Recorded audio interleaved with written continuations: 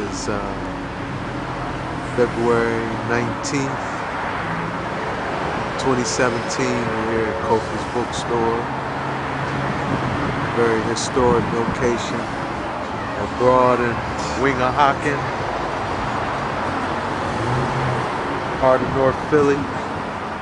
As far as I know, this is one of the first black-owned, indigenous-owned astrology bookstores.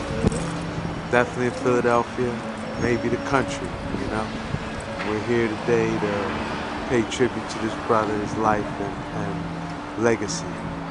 Yes, sir. Today is the second anniversary of Kofi's death. In fact, almost to the minute. He died at 3:06. So it would be like Kofi to write it like that.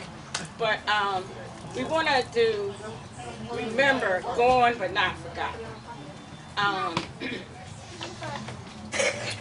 There is so many facets and so many things that Kofi did that I just want to hit on a few of them, and I hope that everybody would share how he affected your life or how his story entwined with yours.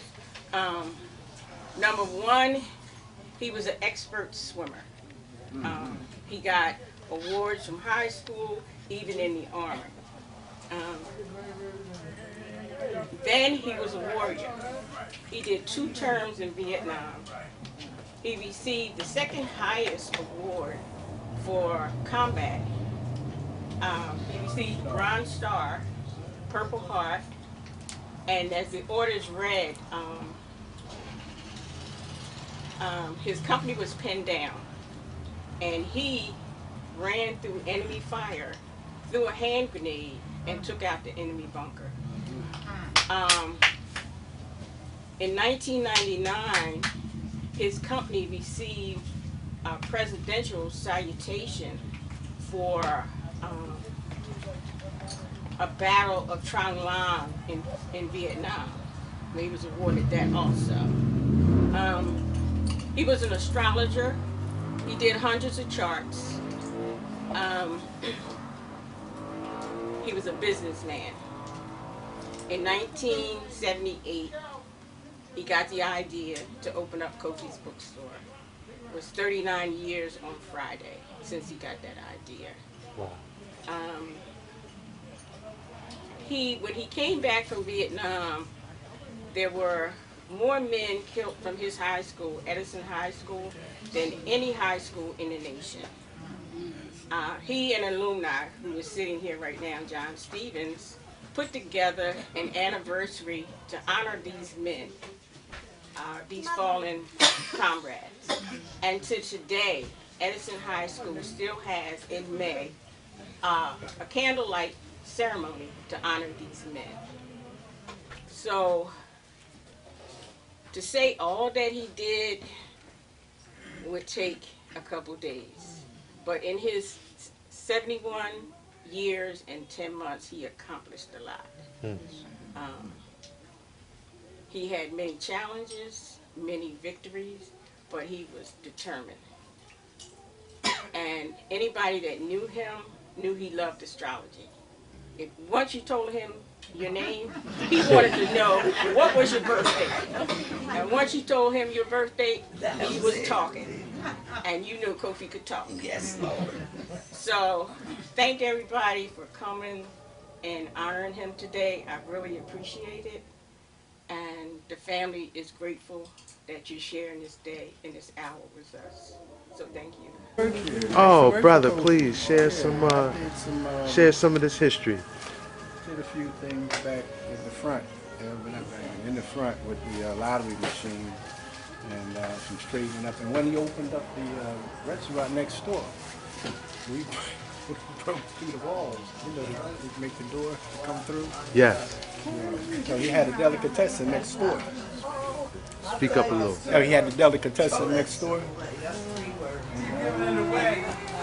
There was just a lot of good memories in here. You know, we make sandwiches and coffee, not just the books and the lottery. Okay. You know, but we had a good time. We had a good time. It was fun. You said celebrities used to come through? Yeah, we had a few. One that I distinctly remember is Jimmy Young, the fighter. Heavyweight fighter. He fought Ali. Okay. He fought Ali, and he lived in the neighborhood. There was a few others, the twins. I'm trying to think of their names. Meldrick Taylor. I don't know if you remember Meldrick Taylor. He went to the Olympics. Okay. Just like Ali. Him and his brother was twins. I'm trying to think of his Meldrick and Eldrick. Meldrick and Eldrick Taylor. They were fighters, you know, and it was just a good time.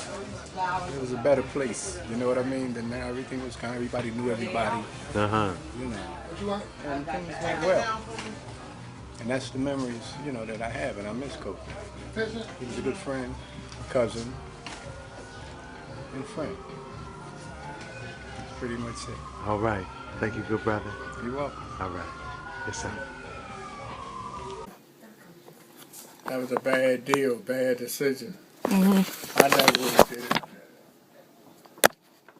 But it saved my life, so when the hill got overrun, I went on top of the hill. So wait a minute, Dad. I'm sorry, I'm a little slow. You didn't get back to, you was on the hill fighting. No, I was out on a patrol, Okay. and then the platoon came back to the base camp, where the command post was. That's where the company commander, where the guy with the watch and all that, where they were stationed on top of the hill. Okay. And we were supposed to come up to reinforce the platoon on the hill. But at the last minute, my company commander told my platoon leader to go out and pick up these people that were traveling down Highway 1. And that's what we did. Instead of going back up on the hill to reinforce the hill, we went out on this patrol. To get the people on Highway 1. And while we was out, we picked up the people. We went in this little building. It looked like a schoolhouse. I never would have put the whole platoon in there. But he did. I'd have put them right out in the field so we could see what's going on. But he put us all in this here hut, and I just knew something was going to take place, so I kind of like built a barrier around me, set my machine gun up, took my hand grenades out and put them in front of me, because I feel like somebody was going to be kissing me before the sun come up. And sure enough, I remember getting off the gun, guard duty, watching the gun. It was around about 12:30, and that's when the whole hill lit up. I could hear them speaking Vietnamese. They had a mortar set up right behind the house, because I could hear them dropping the rounds in the mortar to shoot up on the hill. They opened up with a machine gun right at the intersection that we had just come through. They had to know, you know, we walked right past them. They didn't attack us because the objective was the hill. So they knew y'all were in that building, and they walked past y'all. No. Uh-huh. We walked past them when they was set up at an intersection. Oh. And they didn't fire on us because their whole objective was to take the hill. Oh, okay. Okay. So they let us go. They let y'all go up the hill. No, they let us go up the trail Okay. to go in this building. Oh, okay. And then when they decided... But did y'all see each other when y'all passed each other? No, when I came out the building and everything, when the shooting started, I looked right down the trail that we just come from, and I saw a machine gun shooting up on the hill. Oh, okay. Oh, okay. Tactical move. Yeah, I saw the machine gun shooting up there. So I knew then that they had to watch us come past. And then there was a bridge that was blown out that we had to go down in the covert, like, to go from one side to go up the other. And that was harrowing. But like I said, from the time that we ran out of that little hooch, never saw my platoon. So then y'all in the building, and the people are firing On the hill. On the hill. And y'all in the building behind. Mm-hmm. So then they took over the hill. Yeah, they took over the hill. How many yards are y'all from the hill? About 300. We're close enough to hear talking Vietnamese and all of that. They had the men up on the hill hollering and stuff. So they didn't even know they was coming. And then when I finally did get up to the top of the hill, I started checking the perimeter. Because I had been on the hill earlier, me and Lombardi. Lombardi was the radio telephone operator. And when they took the hill, they went around and shot everybody that was wounded. And they went over to shoot Lombardi, put the rifle right up against his head, and fired. And he played dead, you know. And that's Lombardi when they took his watch. now I asked Lombardi, did he have a watch on? Lombardi said no. His watch went bad that day, and he glad he threw his watch away. Because he said they would have cut his arm off to get his watch. You know, so they thought they had killed him. You know, shot him in the head. And they went around, anybody that was wounded, they shot. Shot all the men that was wounded. And then they stayed up on the hill for maybe like another 10 minutes. And Lombardi said that all the time they was up on the hill, they was right next to him, talking and everything, and didn't know that he was still alive. And then they decided to leave, and Lombardi was able to call in artillery because he was the radio telephone operator. So, and then when I got back up on the hill and went around to check and set my machine gun up, because I thought they might have come back, or I figured we'd get mortared since the first mortar rounds come in right on top of the hill. They had everything zeroed in. We had been on that hill in January or February, and they did the same thing to us. They didn't come up and attack the hill. They stayed at the bottom of the hill and threw hand grenades on us all night. It was just it was a village that was heavily North Vietnamese and Viet Cong. And when I was going up the hill, I saw Lou McDonald in a hole, in a foxhole on the side of the hill. And I went over to check him, and he told me he had been wounded. You know, he had a hole in his chest. And his best friend, Lieutenant Pearson, was in the foxhole with him. He was dead. And then I went up and walked around the top of the hill and started checking the men around there, and it was just a bad sight. You know, all of them was dead. Then I went into the bunker where my company commander was, and I saw him. He was dead. And they cut his finger off to get his West Point ring.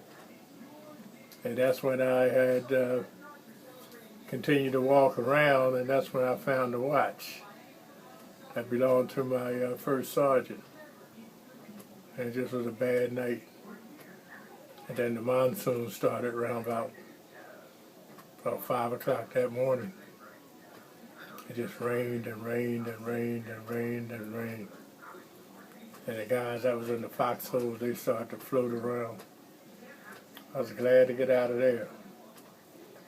But before I left, that Bob Mager, since he was the company commander was dead, and he was only a lieutenant. He was the only officer left in charge, and his first thing was to follow through with to bust me. By then, I didn't care what they did, to tell you the truth. So, I just wanted to get out of there. You know. So he sent you off the hill, and then so that commander sent you off the hill, and then you came back up the hill, and he took you straight. No, the company commander sent my platoon out on the ambush. That kept us from being on the hill when they got overran.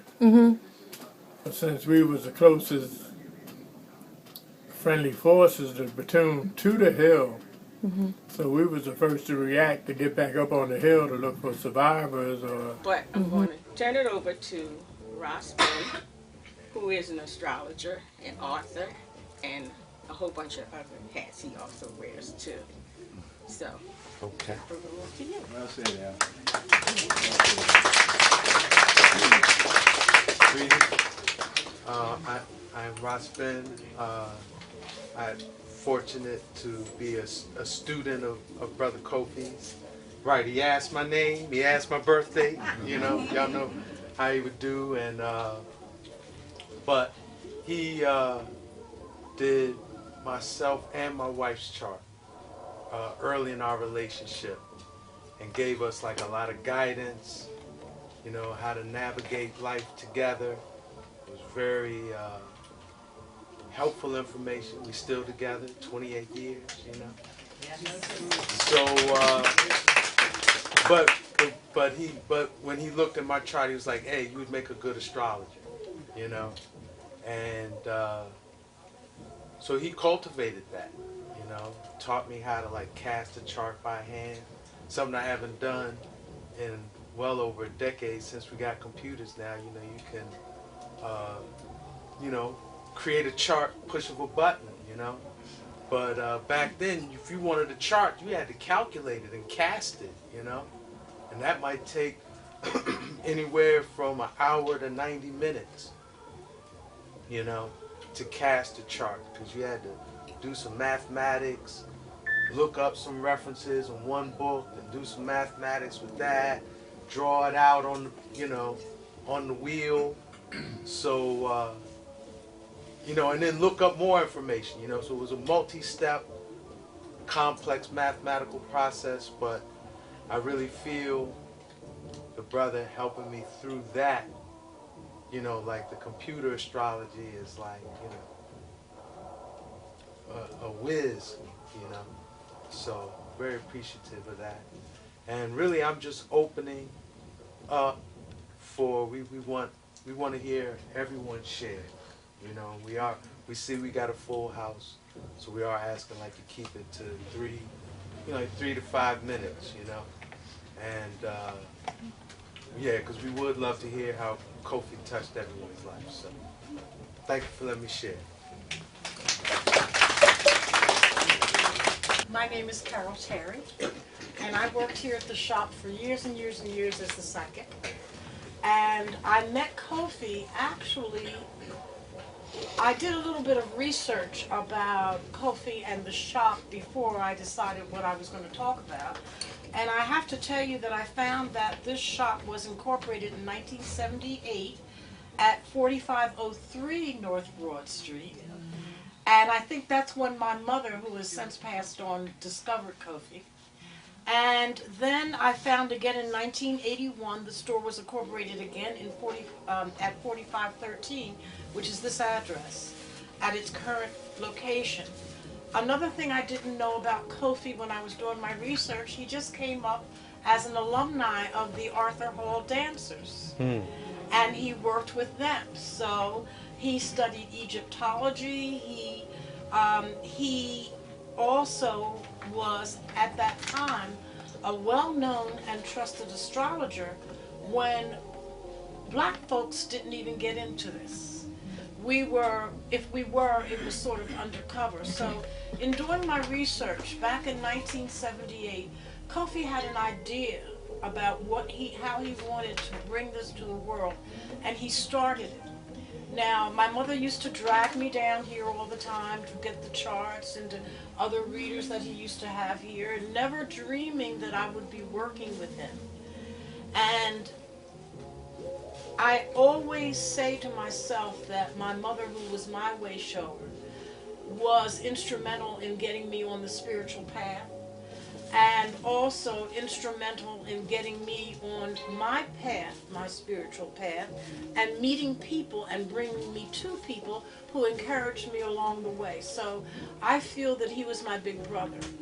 And also, Kofi was the only And I can tell you this with honesty, he was the only spiritual man I knew in my 20s.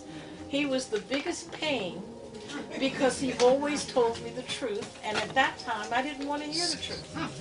So let's fast forward that to maybe 10 to 15 years of knowing Alpha and Kofi, and then working in the shop and meeting a lot of you, because so many faces here look so familiar. But Kofi and Alpha were instrumental in my spiritual path, and I want to acknowledge that about him.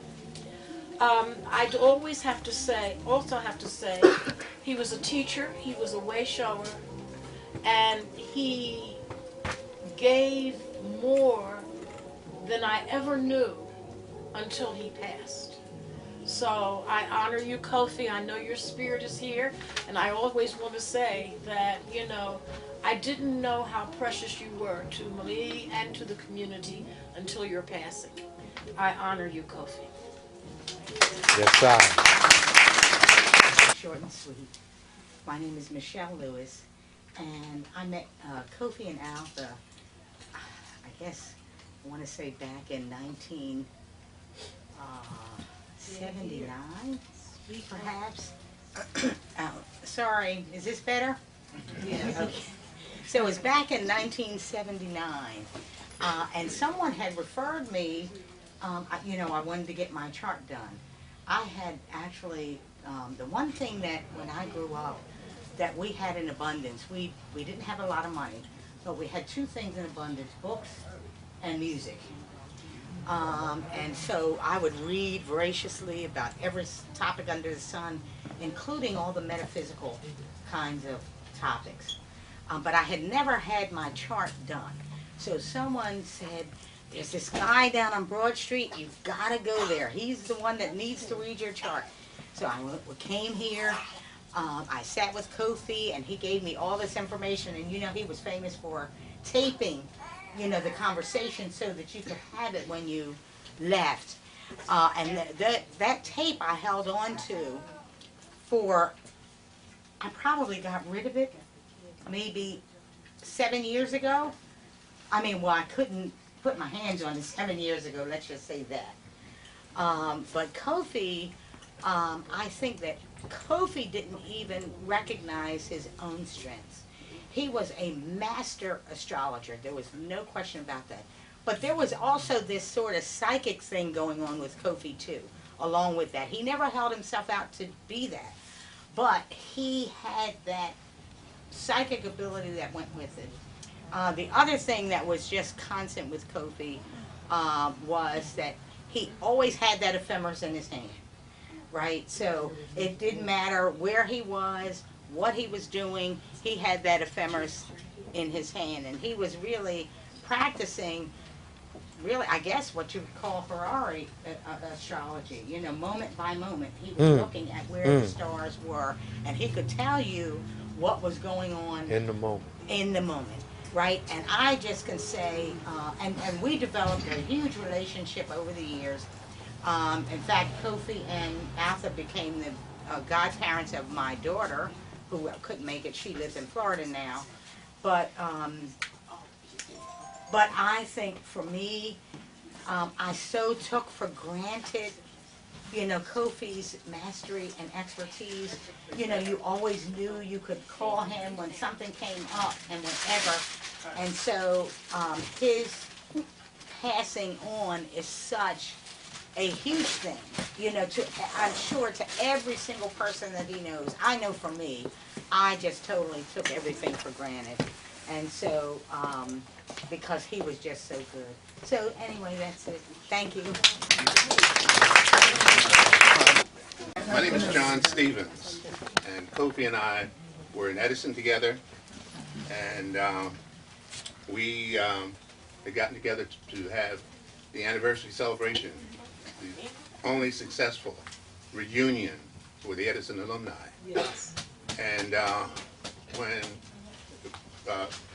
mention was made of the confidence and truthfulness that people felt speaking with Kofi, when we began to get do some inquiries for the reunion, all the stories that we had heard were horror stories. That's just some of the fellows who came up talking about wanting to, Dr. Shorter, who was a chemistry teacher at Edison when we were there, he was telling us that a few attempts had been made prior to this for a reunion when the organizers of this effort were getting together. Once they started getting the money, they took the money and ran. So there was this aura of negativity associated with anything people talking about an Edison reunion. No one wanted to hear about it. So Kofi used to have, there was a radio announcer, I think on Thursday nights, they had a space upstairs. He would come in and do interviews and things like that. So, pardon? Mitch Gilbert. So I was thinking, I worked for the telephone company. I was in sales in the pay telephone department.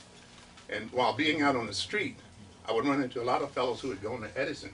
I didn't necessarily know them personally, but I remember them from school, and I would talk, they would say something about wanting to have a reunion. And I was thinking, here's a place we can meet. Spoke to Kofi, and he said, okay, let's do it.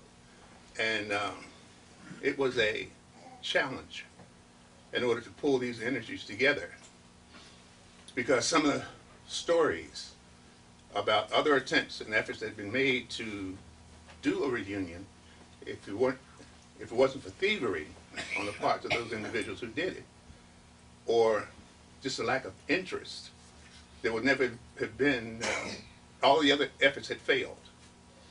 And there was something about this whole effort that Kofi and I had, that in the middle of our getting money together, it was at the Franklin Plaza where we held the reunion.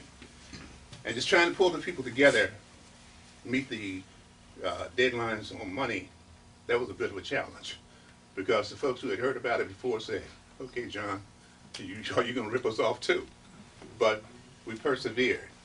And by me mentioning to them that we're meeting here at Kofi's place, the folks said, okay, they bought into it. We had a very successful reunion.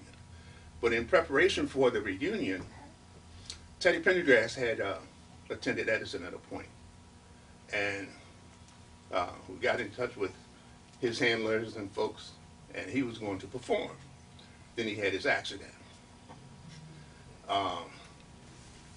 Then next, Fat Larry Band were to provide the music accompaniment. And all the arrangements were made. And Fat Larry and his group were out on the West Coast on the day that we were to have the reunion. And something happened. They didn't have any reservations to get back for our engagement. And there was a lot of upset people about that. But fortunately, someone with the airlines, after hearing the story, they made arrangements, and the fellows came back on time to do what they had to do for the event. But the VFW, they were performing a ceremony. They had come in, set up all the apparatus, and when the Fat Larry's band came, it took his band an extended period of time to set up their equipment.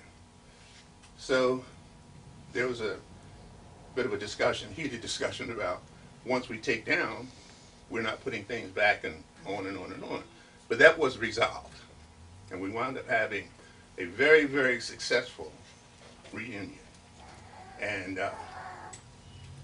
the faith and confidence that folks had in Kofi, just by being a businessman in the community and what he represented, was the thing that turned the spirit and attitude around for the successful reunion. And it was very nice. And thank you very much. All right. What y'all know, that it took me a minute to get in. I thank my Lord and Savior for getting me here.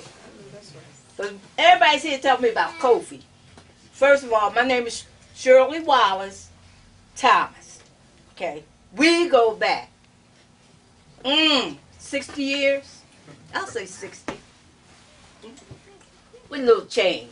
But people say, Kofi, like I said to Tony, Tony Baloney. I do not play with them new names.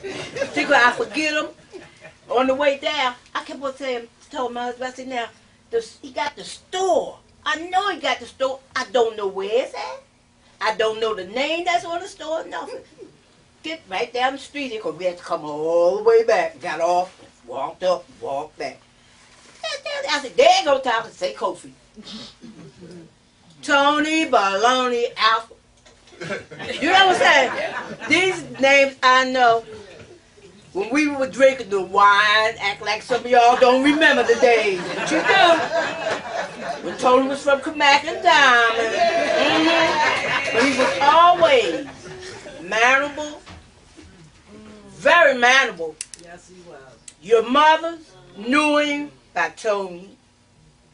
He knew your mothers and your fathers probably by Miss So-and-so, Mr. So-and-so. Never first name. Mr. or Miss. That's the way it went. When Tony would tell you something, he'd be sincere. If he told you, we're not drinking no Thunderbird today, we drinking white port and pineapple juice, that's what it was. You know what I'm saying? We drank Tokay together. All these things. So y'all, when y'all be telling me about Kofi, I'm sorry. I apologize. But then again, I had more fun with Tony Baloney. All right. At Kamak and Diamond, Buddy Lunch, all the guys that are going now, have gone before. We grew up together. They were my friends, my brothers. And I got some kind of way. But I be talking about them guys. Because when they went to another corner to date the girls. Right? But when the boys came to date the girls from Kamak and Diamond, wasn't nothing happening. You know what I'm saying? That's the way it was back in the day. But Tony had a special place in everybody's heart. Rochelle wanted me to say something else, but I ain't going to talk about that, Rochelle. I told her to be the last one when Rochelle have her dinners on that one particular day in September.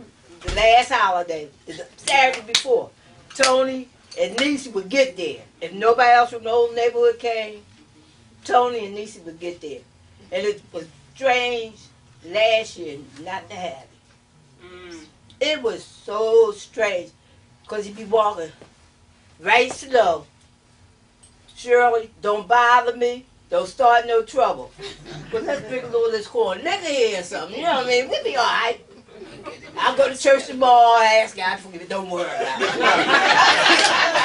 We would laugh and enjoy ourselves as we did when we were children. We remember the bologna and cheese sandwiches. How many of y'all remember them? Yeah. Don't act like you don't remember them now. If you're up here, you got to remember them. Because if Miss Ann had 5 kids down the street, your mother had 2, Miss Ann had to have more food in her house than you had in yours. And you slide down there and get a piece of bologna, a piece of cheese, and a piece of bread. They're always families, are always fed each other. I don't know what's happening today. You know, you can't say nothing to y'all children today. Because y'all don't want to be raised like we was raised. But think about what came out. Think about how people talk about Tony. Where did Tony come from? The ghetto, as they want to call it. Now, they pay more for rent where we live at. Where we paid maybe $40 for 2 months, and whatever it was, $15 in the project, right there in 11th Diamond, living at Kamak and Diamond, all around there. Now we are, as Tony would say, we the ghetto. Look at how you like me now. That's it. That's all I can say. Make you laugh. It's Jackie Jerry. And me and Al, we go back during high school before I met Tony, through her getting married to Tony. But that was just like another best friend with Tony. The other day, Al called me and told me that she found my daughter's chart that Tony had made for her. So I said, oh, well, that's good. Let me call up and tell her. And she said, Mom, You know, he the one that encouraged me to go into law. And the chart that he made me is in my yearbook. That's what it's in her yearbook. So I said, well, she found the copy, and I still have it. But goes on to show you, during that time, my daughter, she's 50-something years old, and she's been working at the federal court at 6th and Market for like going on 20, 30 years. But that's who encouraged my daughter. And anything we had got into, I could sit down and talk to Tony, or anywhere I worked or something, he'd come and he'd have something for us, you know, that he needed information for. And I don't know why y'all have me up here, because you know I'm nervous, but Tony was a giant. He was a giant for his education, wisdom, and spiritual guidance. You know, he can sit down, and he's always was a heavy talker. You know, so you have to listen, and you don't know what to say or how to say it when you come back to him, because he done said it all for you. But he was a good guy. He was a good guy. I remember when he was in the service. I remember when he did those 2 terms in the service. And he just had so much to offer, especially with the Edison High School. He was getting all the guys together. Well, the parents are the ones that got killed. And I happened to go to one of the fairs, and I sat by this white lady. And she was telling me, you know, asking me how I was there. And I was telling her that, you know, I knew Tony. And she said, my son got killed in the war. Her and her husband was sitting there. She said, and I really appreciate this, that they acknowledging the fact of it. I think it was about years after, but she was there and she felt so proud. And I was proud to know, to let them know I knew Tony, and he was the one that, and you know, and the other ones that got that together. And I thank you. Yes. Kofi was my brother. I loved him dearly. And he was just a determined person. When it came down to that Edison, he was passionate. When he told me what he was going to try to do, and he said, niece, they keep telling me I can't do it. And then something popped in my head. I got your whole graduation list of all of the men that served in that, that went to Edison, that died in Vietnam. And it was more that died from Edison than from any other high school in the country. And people didn't know that. The VFW didn't know that. He brought that to their attention. And people kept trying to turn him around. Like I said, there was so many obstacles that he had to face, like to pull this reunion off. But it came off, and it came off beautiful. And I remember you, Mr. Johnson, and you know, and isn't that your name back there, sir? John Stevens. John Stevenson, I'm sorry, but I remember you. And everything just turned out so lovely, and we had a ball.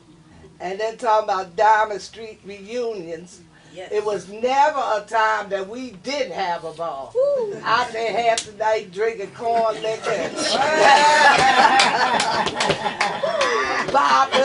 bopping and slopping and everything. We just had a ball. And I just miss him so much. And he's a giant. He was my giant. I got to go. Everybody forgive me for not being able to come up to the front. But I go way back to me and Niecy and Tony when we were I was 3. Tony was about 2. And we were all grew up together, slept in the same bed together back in the day. All of us was brought up by her mother and by my mother. So today we go like sisters today. And the family, I'm one of the family, they one of my family. But going back to talk about Tony. Tony would always try to follow me and Niecy around because we were the older. And we would tell him, go back, Tony Maloney, you can't go with us. He would say, I want to go with you, Niecy. We used to tell him he couldn't go. But as we grew up and got older, Tony went into the service and came out of the service. I remember when he opened this place. And I was one of the first ones, not one of the, yeah, I would say one of the first ones that he taught how to make a chart. And I used to love coming up here and talk to Tony and being here. We would be in here and he taught me how to do a chart. I did my first chart with him. And as the years grew on, I would come in and out and in and out, but as the years grew on, you know, we got different interests and we went different ways. I went towards the church as a minister, and he kept on doing astrology. But I always respected him because he stuck to what he believed in. And he kept it going, and I was so proud of him for keeping this place going all these years. And I thank God that he was a part of me, and I was a part of him, because I still feel that he's still around us in the spirit. Yes. And so I know that he did a good job by being here, and he did a good help to the people out there. So I just want everybody to know that we go way back to, grew up in Kamak and Diamond. I stayed on Kamak Street until I was about 16 years old, from a young kid. And that was our stomping grounds. I went to Edison school. We went to Edison together. We went to high school together. We just stayed together all of our growing-up days, even to now. Now we're in our older days, and I thank God we still recognizing one another. That's right. Amen. So, you know, that's what it's all about. It's not what you know, it's about who you know and how long that you stick with what God has given you to do. Stay in your lane. Don't get out your lane. Just continue to look up and live and keep it going. Amen.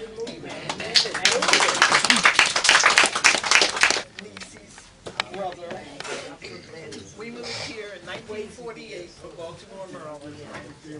And every time we would go to North Philly, my mother would take me there. My mother and father would take me to North Philly to 11th and Diamond. They would hate to see me come because they had to sit on the steps.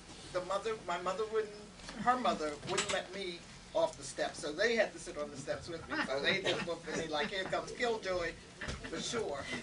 There was a bottle of wine in the closet. I think I told one time about that bottle of wine and what they was doing with it. So they really didn't have any time for me. But Tony was just a wonderful guy. He gave my daughter a job working the lottery machines in this building right there.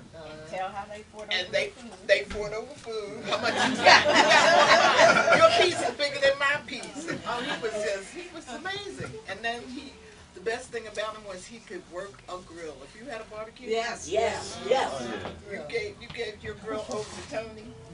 It was perfect. So yeah, we really miss him. He was one of the mainstays, the foundation of the family. Yes. Thank you. In my life, when I came up, a young man, I had nothing. I had nothing. I came out of nothing. But he encouraged me. He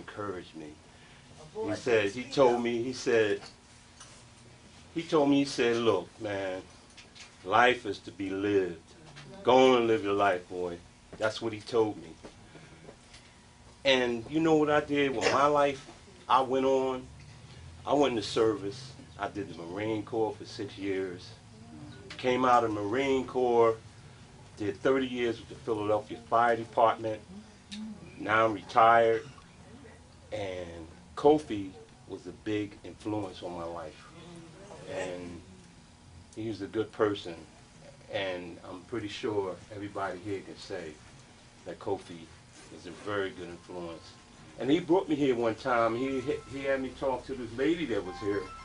And the lady told me, said, you know what, you got 2 jobs. You know, and I said, wow, 2 jobs, what am I supposed to be doing, you know? And one was spiritual and the other was physical. And I think the physical was the fire department and the spiritual was playing my drum. Because the drum to our people is the heartbeat of our people. And through the drum is a healing also. And it's also kept me young. In my life, of my 63 years of being here. You know I was 63, right? That's right. Drum keeps me young, that's right. But Kofi, he was a good man. Just want to let everybody know that. Thank you. Hi everybody, my name is Tommy, and I'm one of the younger guys that Kofi has inspired. You know, I met Kofi through Arthur Hall. I was one of the drummers there with Quasi, Steve, and a couple other brothers. You know what I mean? And I could remember talking to Kofi when I was getting ready to start my business. You know, and he inspired me to move on because, you know, it was like when you move out there on a lack of faith, nothing is going to happen. But he told me as long as you stay with the spirit, right, that anything is possible, you know. So I can remember my last days with Kofi because I know he used to come up and get clams and his fish and things like that, you know. So I'm going to miss that brother because he inspired me a lot. I can remember at the age of, I was probably about 15, and he did a chart on me over at Arthur Hall's, man, and at that time I didn't know what a chart was all about, but it showed me some things that was going to happen to me in the future, which is happening now, you know, because I didn't know that I was going to be an entrepreneur dealing with seafood and things like that. So, I mean, you know, it's like, you know, that was a powerful brother that we miss right now. So my thing is this here, I'm going to continue to walk in his footsteps, right, and continue to adhere to some of the messages that he gave me so it can keep inspiring me to move on, you know. So I know I'm here today. I bought my drum. We're supposed to do a little something, right? And, you know, I'm just going to just be here, and I thank God that he put Kofi in my life. Thank you.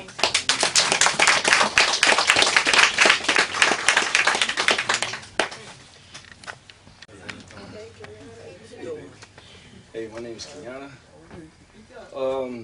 Man, my Uncle Tony, I'm a try, man.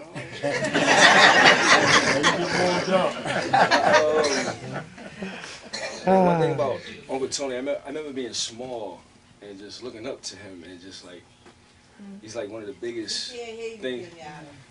Oh, Uncle Tony was like one of the biggest things in the world to me, man, from his leather jacket to his hat. And it's like whenever he was around, it's like I never felt no fear or nothing, you know what I mean? And everything he ever showed me was, you know, he was his own businessman. You got to look at that from being a Vietnam vet. I'm pretty sure he probably volunteered, you know what I mean? To being a lifeguard, you know, these things are not by coincidence. Some people are here for certain reasons, whether they understand it or able to explain it. And some people are not really arrogant to say I'm here to protect people, so you got to watch how they move. And that's one thing I was able to do. As I got older, I was able to see the even down to the day before, the time before he died. Like, even when I went around him, I never seen, like, fear in him. And he always wanted to make sure, like, everybody else was all right. You know, and that's the main thing that I took from my uncle. Just good example of how a man should be. Look at this family. One wife.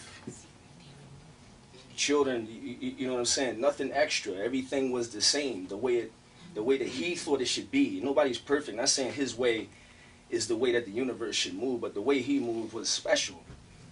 It was special, you know. So, you know, I really appreciate everybody coming here to pay homage to him. You know, because a lot of times, even when you're alive, you can't get people to come and see you and talk about you good and stuff like that. You know what I mean? So, just everybody here could tell you how he touched your life, but as far as me, it's everybody here I consider family, just on the strength that of the connection of why you're here. If you're here, we're here for the same reason. So I appreciate you being here for that. You know what I mean? But the one thing I want to say, if I took anything from him, it was just family. It was just family. You know what I mean? And everything else, maybe everything he moved, maybe when times was tough, you know, when times get tough, sometimes you try to take shortcuts and stuff. Maybe family was the one thing that made him always stay on the path that he's supposed to stay. Maybe that was more important than taking a risk that might take you away from your family. You know what I mean? And sometimes you're born with certain things. Sometimes you learn through experience. But the important thing is that sometimes you're able to look back, and you can't deny that there were people that were there to influence you and to show you the right way. And for that, you know, he'll always be. I think I got his nose. I think I got his nose. So every time I look in the mirror, I see him. You know what I mean? I even got a little hat. A little black hat that I wear every now and then, just on the strength of him. It's a little brim joint. It just reminds me of him, though. You know what I mean? So You know, man, I can't say enough. He'd probably tell me, you know, that's enough, yeah, that's what he called me. You know what I mean? But I don't know, just family. That's the best thing that I could say that I took from my uncle. Family, you know. And thank you for letting me speak, and thank everybody for coming.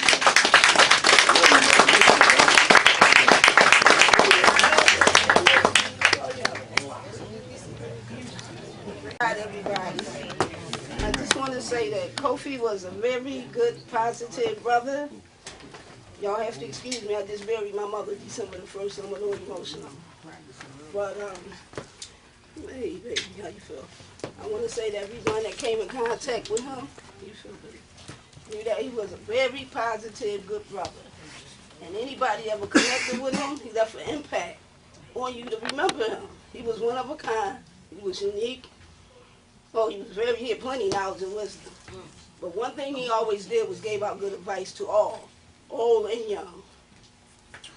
I come from a family of many leaders, as far as men and women.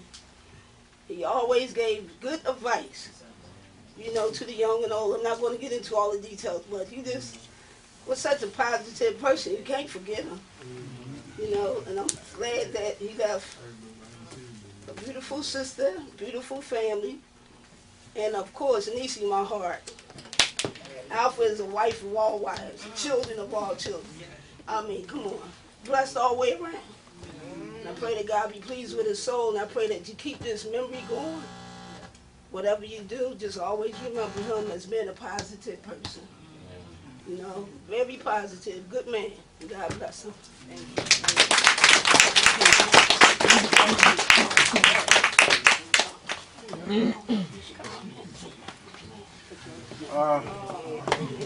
My name Eric. Uncle Tony was one of my best uncles that I had. He gave me a lot of guidance. You know, I was a knucklehead, hard-headed. Probably man might think. Whatever he had. We ran did our thing. But my Uncle Tony, man, you know, he always been a good guy. You know, like I say, he's one of the best uncles. He gave me a lot of knowledge, a lot of wisdom.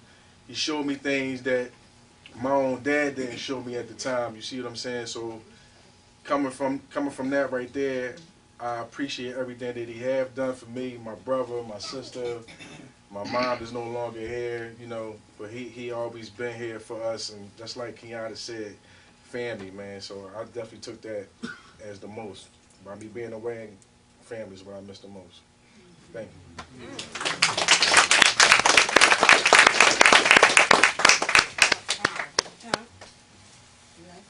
I had the opportunity of meeting Kofi 3 years ago, and I listened to everyone speak of who he was as a man from infantile up until his passing. But I had the opportunity of spending time with him in the very end of his life by way of Daryl. But I got the opportunity to understand Daryl because he was very passionate about Kwesi. That was his father rather than his uncle. That was his role model. That's the man who was prominent in making him the father he was to his children. And the leader that he is in his family. He loved his mother because his uncle loved his sister. So being with him and understanding him, I got an opportunity to love Kwesi. Because coming out of elder care and dealing with seniors and watching how passionate he was with him, it gave me more of an understanding of who he was as an individual. But as I got time to spend with Kwesi and Kofi, I would go to my girlfriends and I would say, I'm not chilling with y'all tonight. Kwesi is going with his uncle tomorrow for a doctor's appointment, and this is going to be hilarious. So, comedy at an old age was hysterical. We had so many different car rides with so many different arguments. Arguments about lunch meat. I've never seen somebody cut somebody out in the lunch meat. This man was being seen by a hospice doctor and nurse, but refused to hear that he did not need a gun license. He had to renew this permit if it was the last thing that he did. But he was just incredible. He was incredible because he had the energy. My birthday is in April. His is in April. He told me, I like you because I was an Aries. He said that I have some ways, but I need to sit back and I need to relax. The insight at a very short time made a major impact on me as an individual, but it also allowed me to accept and to look for something different. At the very end, as I watched Alpha care for him, I told Quasi, I said, I respect her 1,000 times a fold because she is the epitome of what a woman is, a strong woman. She took not a tear and put on a napkin the whole time that she was mourning him. Her strength carried everyone inside that house the day that he passed until the day that they put him in the ground. So in these 3 years of being with Quasi, I have learned to appreciate the Burgee family because they have showed the solid rock of what a black foundation is. They have not slept. They have not folded. They have not disconnected.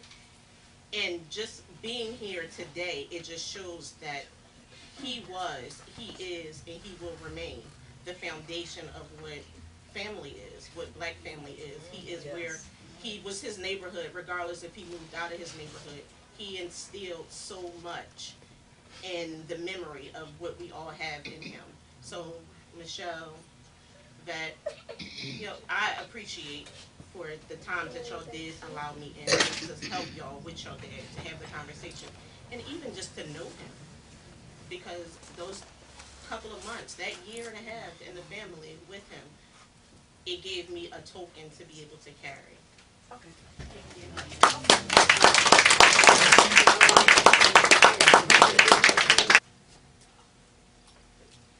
Hi guys, I'm Kofi's niece, and I can't stand up because I have my grandbaby, and she's spoiled, so she won't let me move.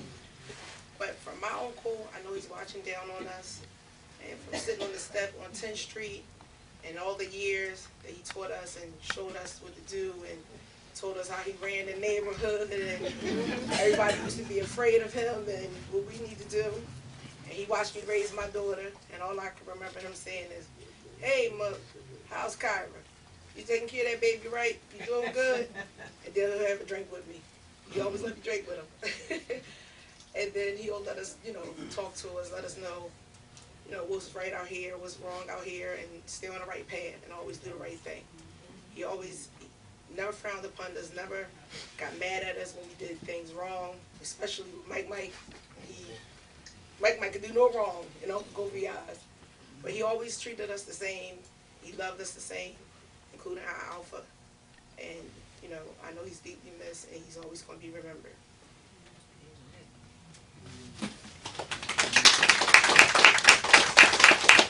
I just wanted to thank everybody for coming, and then I'm just listening to all these stories, and they just make me smile, especially, you know, his old friends, you know, that knew him before, you know, we knew him, and what everybody's saying is true. He definitely loved his family. That was very, very important to him. He had some of his favorites, you know, like Levette. I got the good old child second. You know what I mean? She, Cowell knows it. She was the favorite. Because Levette looks like his sister. You know what I mean? It was always, go check on my sister, Shelly. Go make sure, you know, when he couldn't get around and walk, go check on my sister. Go check on my sister. Make sure my sister's okay. But he was that type of father. He was definitely, family was important. You know, and that was the best, that was what he would say all the time, that the best thing he ever did was keep his family, you know. So later on you'll see some videos where I tried to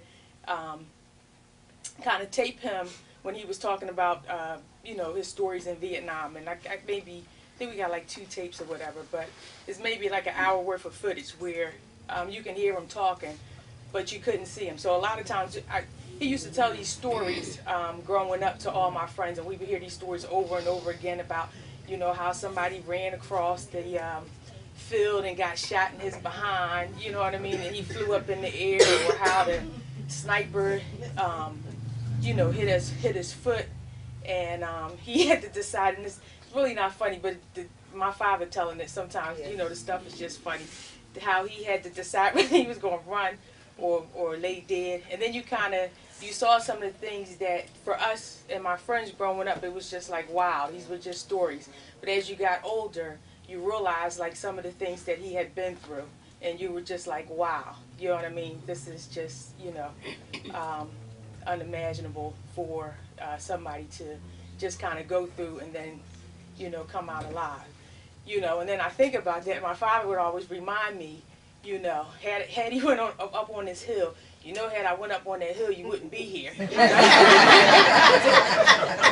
that was every time he told the story. You know, if I went up on that hill, and you know, and then you hear about how, you know, how he, you know, the plenty of people he saved in many lives, and then the people would see him and they would just be so grateful. You know, he had the one friend that he would talk about, his best friend, and he would talk about Whitey, and how, you know, Whitey got killed and, you know, he never saw him again or whatever. And then he was able to tell Whitey's family what happened, because the family had been estranged because, you know, part of the family didn't want him to go to the service and part of them were okay. And then when he got killed, they were estranged. But then when they talked to my father, it brought the family back together. And, you know, and so they sent my father a picture of them, the whole family, in front of Whitey's grave. And when I saw the picture, I said, oh, for all these years, I thought you was calling Whitey because he was white, but that was actually his last name. But, you know, those were like the stories. And then one of the stories I'm thinking about my father being a lifeguard and how he's working down at, what's that, 12th Street? Yeah, he's working. I took William down there. He cleared the whole pool so William could walk in the pool, you know what I mean, and learn how to swim. You know, that was another favorite of his, you know, William. And Ezra, you know.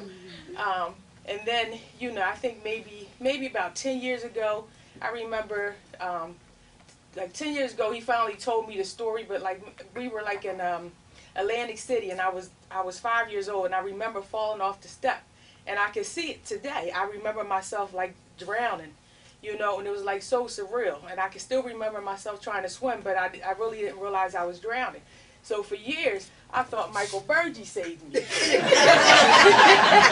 And Michael Burgee let me believe he saved me for like 30 years.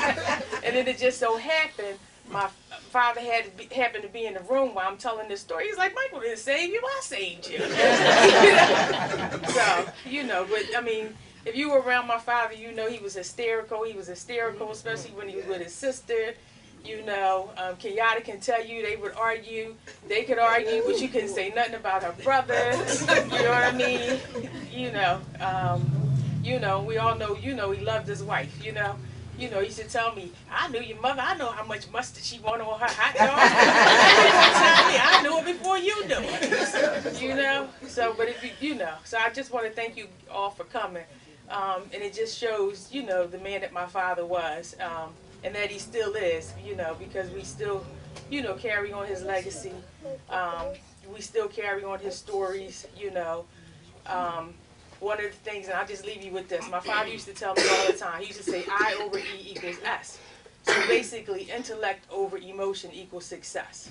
So he would always leave you with that little bit of knowledge to, you know, to kind of, you know, he would leave you just with a little bit and make you think about it, you know. So kind of just tells you, you know, the man he was. So I know I'm a little tongue-tied and a little long, but once again, I thank you. And I thank you, especially his, you know, his long life friends, you know, that y'all knew him before I knew him, you know, coming out.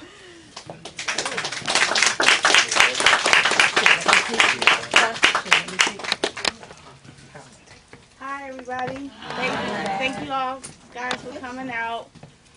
Oh, my dad was a family guy. He especially loved his girls. He was daddy's girls. Very protective of his family. So I don't want to tear up and get emotional. So that's all I'm going to say is thank you guys for coming out here. So first of all, I want to say thank you to everybody for coming out. Me and my family greatly appreciate coming to remember my grandfather. I just call him Superman because that's what he was to me. There's nothing you couldn't tell me this man couldn't do or make happen, point blank, period.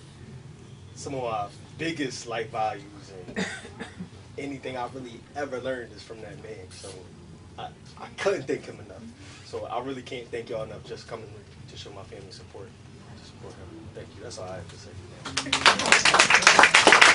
I'm Trina. I'm my Uncle Tony's niece. I just wanted to say thank you guys for coming. I just wanted to say what I remember most about my Uncle Tony. He was a family man. My Uncle Tony and my Aunt Alpha, Levette, Shelley, and Cabo, I used to always tell everybody they was the real Cosbys. They, you know, my Uncle Tony was my hero.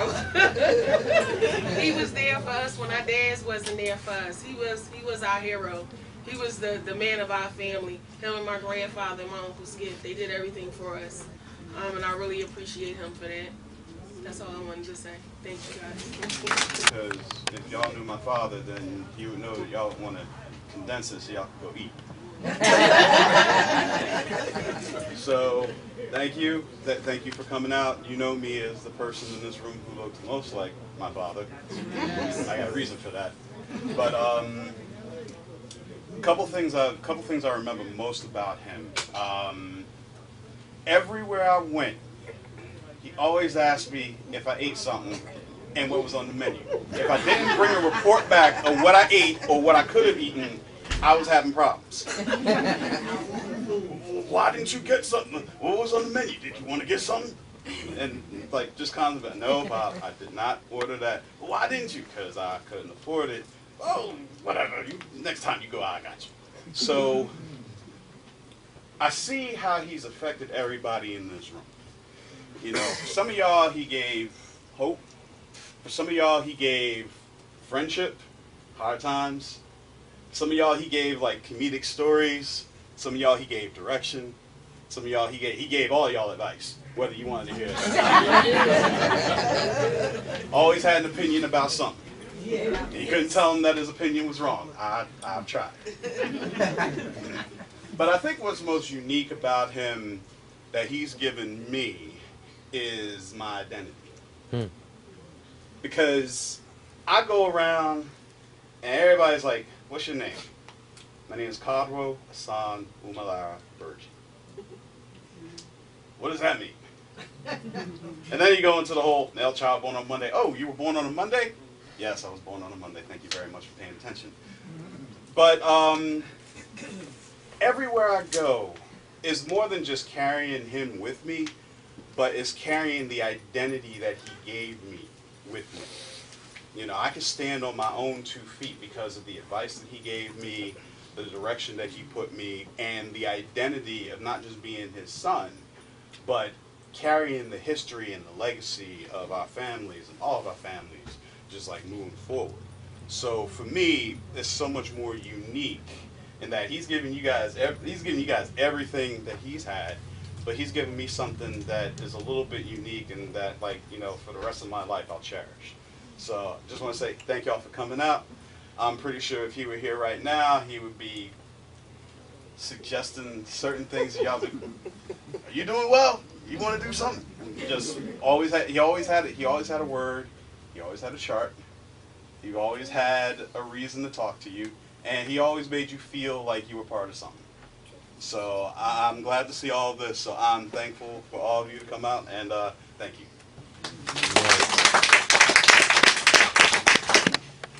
My name's Gina.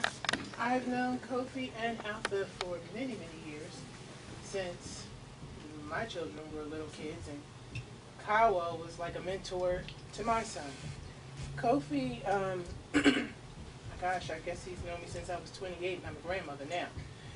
Gave me a lot of advice when I was a police officer, like they said about the charts, about wisdom, living and decisions on different things. And this was the first place that I came to meet this family. I don't even remember how I met you guys. Yeah, I think it was just divine intervention. But Kofi helped me key into a lot of vital things, reference about myself when he was doing the chart. I came for a book, and he started talking about, you must be a Virgo, you must be this, you must be that, and I was like, why do you know this about me?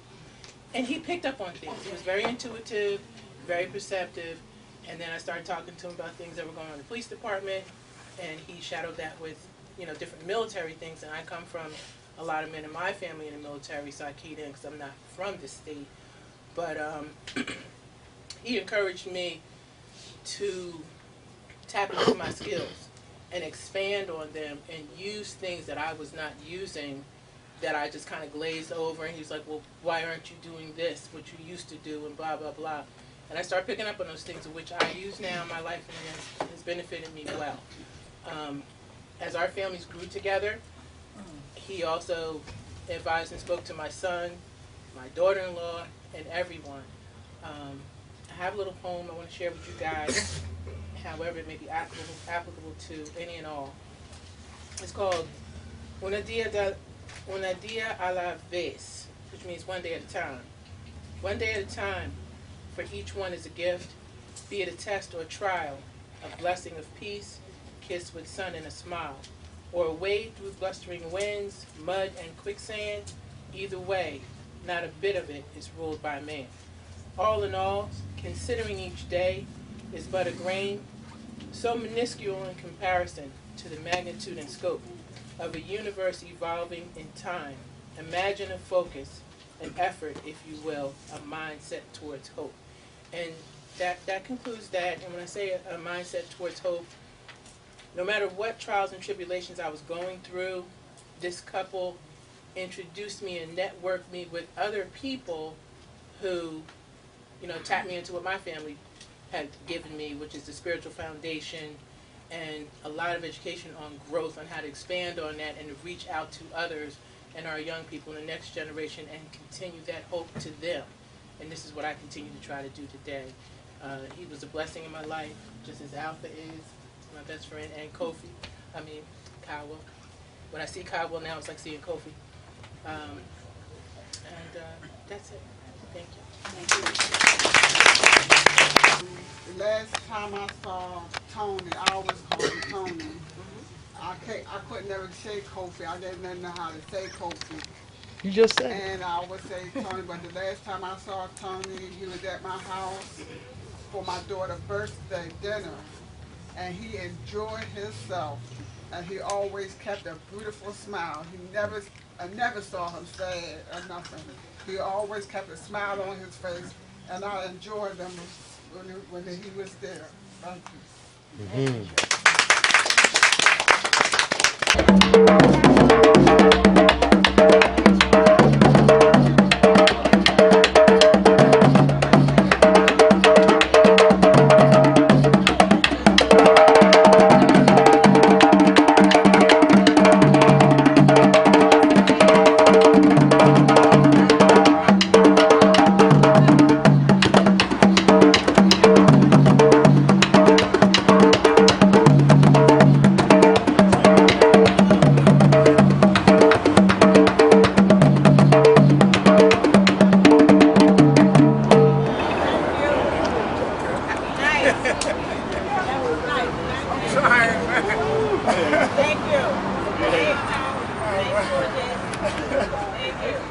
You know, but if it hadn't have been for Captain Mack having the issues with Bob Vega and sending him out on a patrol, then I'd have been on the hill when it was attacked. You know, so I wasn't on the hill when it was attacked, but I was one of the first to go back up on the hill after. Oh, that went down. And by that, I didn't want no more woods, Shelley. Well, what was that, Dad? 17th of September, 1966. I had another 3 months. It was the longest 3 months of my life. But then you went back. I didn't go back on my own, Shelley. Oh, they called you back here? I thought you went back on your own. No. Oh. I came back to the States and was in Texas and everything, and then I got reassigned back to Fort Bragg. And then when the Tet Offense started in January of '68, they sent my whole unit. Oh. They sent my whole brigade from Fort Bragg, and we flew from We flew from North Carolina. We was in C-141 jets. We flew from North Carolina over Canada, because I remember looking down at Canada, to Alaska. I think we landed in Anchorage, Alaska, non-stop from North Carolina. Them jets to fly you like that. We stayed in Anchorage for maybe about 2 hours, refueled, stretched our legs and all that. And then they say our next stop was going to be Osaka, Japan. So we flew from Alaska to Osaka, Japan, non-stop. You know, we had our weapons, our machine guns, we had everything on us. And we didn't know where we was going to land. And then after we left Osaka, we got about maybe another 2-3 hours in flight, and they opened our orders, and they said we were going to land at a place called Chulai. That's on that map. And Chulai was under siege. In other words, the North Vietnamese was trying to take the base camp, Chulai, just below Da Nang. And so we were going to land at Chulai. And we was only going to be on the ground for 5 minutes. So we landed at Chulai, kicked all our supplies and everything off.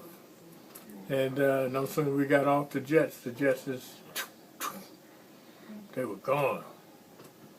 Did they left? The C-141s, they land in like maybe 200 yards, like a 200-yard airstrip. Oh, so that's when you parachute out of that day? They could drop you too. Okay. But it's a transport. It'll fly around the world. Oh. And they dropped us off, and to keep from, since the base camp was under siege, meaning they were dropping in 144 millimeter rockets and all that all night long on the base camp. And to keep the jets from getting hit, they only stayed on the ground like maybe 5 minutes. Long enough for us to deploy and pick our supplies off. And then they was gone. You know, then we set up a perimeter around the camp. And I think we was there like 2 days, and then the North Vietnamese attacked us. And I guess they thought we was like recruits, and they attacked us. They didn't know that most of us had just come back from Vietnam. We must have killed like 300 of them in one morning. We had what we call a mad minute. So right before the sun had come up, we wake everybody up, and everybody would get on the line, the perimeter around the camp. Everybody get on line, and even though you didn't see nothing, everybody fired every weapon they had. Oh, really? All the machine gunners opened up, and all the riflemen just fired out there in the woods. Oh, because you knew they was out there. Yep. Sure enough, we caught them. After they figured that we was like recruits just coming in. But most of us had just left Vietnam. So, and then it was frightening, and then the only thing got me out of there was your grandmother died. That was shocking. Then they wanted to send me back on my birthday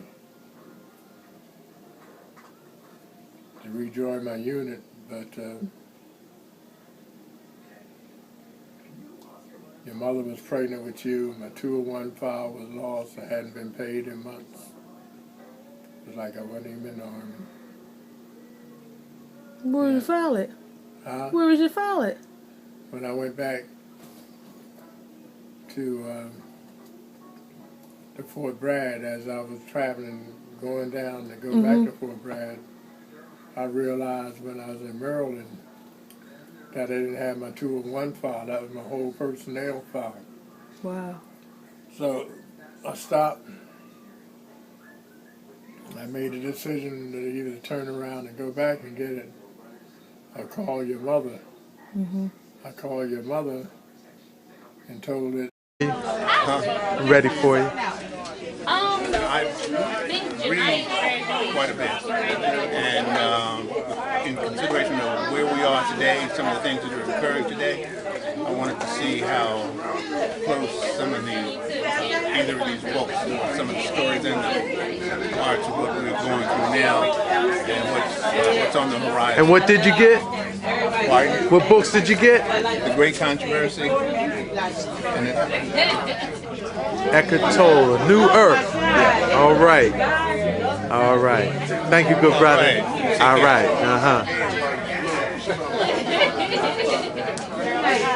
All right. Introduce yourself and tell us how Brother Kofi impacted your life. Oh, okay. Well, my name is Kofi Burgee. Well, it's an obvious impact. Yeah, definitely. Kofi is my uncle. Okay. My mother's brother. And the impact has been all my life, really, you know. Just as everybody else, you know, Kofi was the icon of the family, you know. He was a pillar that, you know, helped to keep everybody together and keep life moving forward, you know. So we've always looked to him for advice, you know, information, and him being an astrologer made it very interesting. Because therefore he could not only give you personal advice, but he could give you astrological advice. Yeah. So not only just family, but friends and other people came to him for consultation and advice and information about their lives, you know. And that always made the dynamic of his personality that much more interesting. As a family member and someone I've always looked up to because he was not only just an uncle, but he was a father to me as well. And I could always go to my uncle and talk about the issues at hand, work things out, give me advice about how to approach things, you know. And then, as family and love, well, it doesn't get any stronger than that. And, today is the day of honoring him, his presence, and all that he's given, not only to the family and community, but to this country. And that's always a wonderful thing because, you know, a legacy is very difficult for most people to have. Wow. You know, sometimes we live life and it's just transient. That's right, it come and go. So it's very few of us that have the opportunity to leave a legacy. And as you can see with the information and things that were presented earlier, he definitely left a legacy. And that always means that life is never lived in vain. You know, your efforts and what you're willing to sacrifice, you know, to make life better for others and yourself. And you know, those are our leaders. Those are the lifestyles of our leaders, and it's always great that we can come back and honor them for what they've given and who they are to us. Yeah. Awesome, brother. Thank you for sharing. Yes, sir. This is from, I believe, the reunion, the Edison reunion they talked about. Oh. That's the Edison's. My father out in the. That's when he went to when they honored his brigade. He wore them hats. Huh? He wore them hats. Yeah, didn't he wear those hats? That's him in the jungle. My father said they never liked to. No one ever liked to get their picture taken while they were they were scared. Who had the camera to do that? That's amazing. That's